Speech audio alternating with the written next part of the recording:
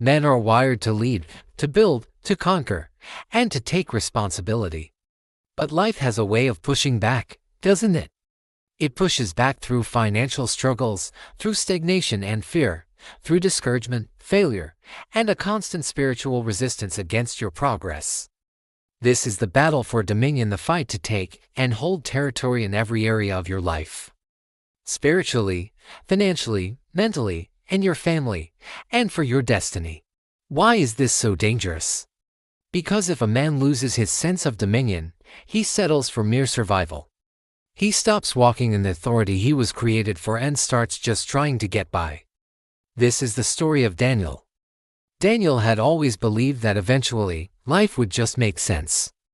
He worked hard, he prayed when he remembered to, and he carried his responsibilities quietly, just like most men do. But at 32 years old, life seemed to have him pinned to the mat. His business had failed not once, but twice. His rent was overdue again. His phone was a graveyard of "I'll get back to you" messages from clients who never did. At night, he'd lie awake, staring at the ceiling, wondering how a man who once dreamed so boldly had become a man fighting just to breathe. One evening, after another soul-crushing day, Daniel walked home slowly. His feet felt heavy, his shoulders slumped. He passed a small, open field bordered by tall grass. A group of kids were playing football, their shouts and laughter echoing in the twilight. They were stumbling, falling, and getting right back up, their energy a stark contrast to his own exhaustion.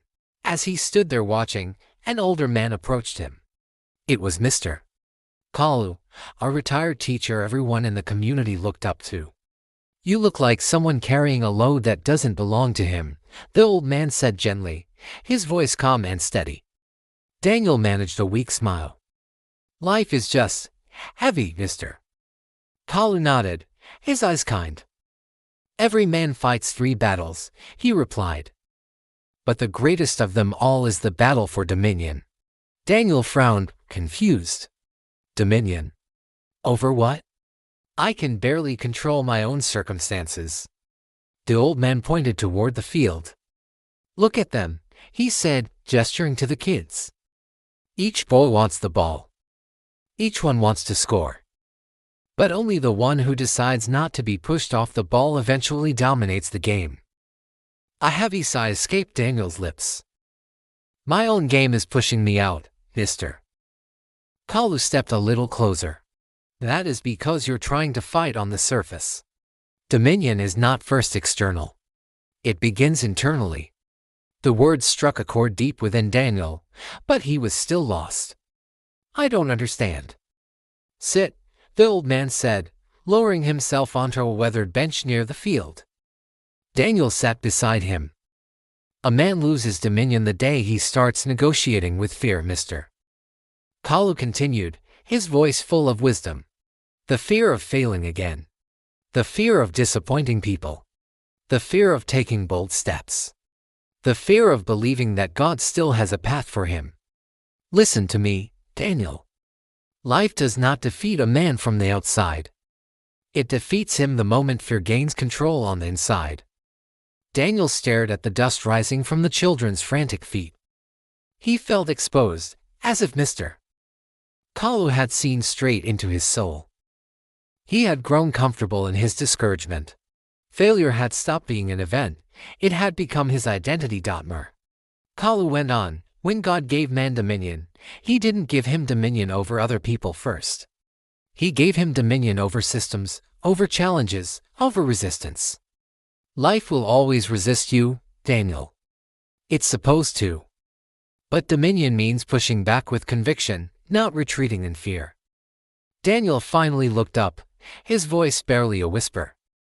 "So what do I do now?" The old man smiled, a genuine, warm smile. "Take responsibility again. Not for everything, just for one thing. Pick one thing you gave up on and confront it. Don't wait to feel strong. Strength comes when you move, not before." The children's laughter floated across the field, almost seeming to mock his frustration. But for the first time in months, Daniel felt something shift inside him. It was small, Just a tiny flicker, but it was a flame of defiance returning to his spirit. The next morning was different. Instead of lying in bed replaying his failures, Daniel got up early. He pulled out his old business plan, dusted it off, and started reworking it. He forced himself to call old contacts, his heart pounding with each dial.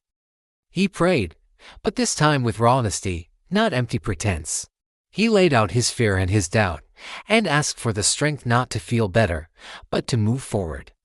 As the days turned into weeks, he faced difficult conversations he'd been avoiding. He took uncomfortable risks that made him sweat. He refused to retreat when the first, second, and third obstacles appeared. Nothing changed overnight. There was no magic solution. But Daniel changed. Slowly, doors that had been slammed shut began to creak open. A few clients returned. New opportunities, small ones at first, started to emerge from unexpected places. His confidence began to rebuild, not because life suddenly became easy, but because he had stopped surrendering his authority over it. He was taking back territory, one small piece at a time. Months later, one afternoon, Daniel found himself walking past that same field.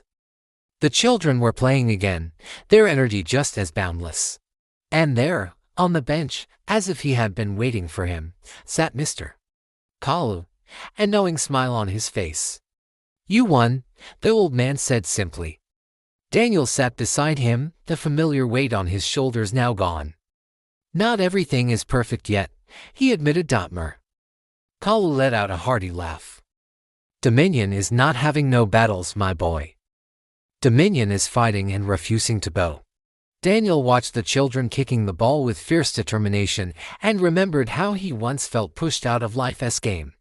Now, he was standing his ground. Not because his circumstances were perfect, but because he had reclaimed the one thing that mattered most: his inner authority. For the first time, he truly believed the truth: a man's life turns the moment he stops surrendering his territory. And from that day on, Daniel lived with a quiet, unshakable resolve. The battles still came, of course they did. But he no longer feared them. The dominion he had fought for had finally become the dominion he walked in. This battle is not just Daniel's. It's every man's battle. It's your battle. It's the daily decision to push back against fear, to take responsibility, and to reclaim the authority you were given. It starts not on the outside, but on the inside, with a choice to stop negotiating and start advancing. Thank you for watching. If this story resonated with you, share it with another man who needs to hear it. Don't forget to like and subscribe for more content that empowers you to win your battles.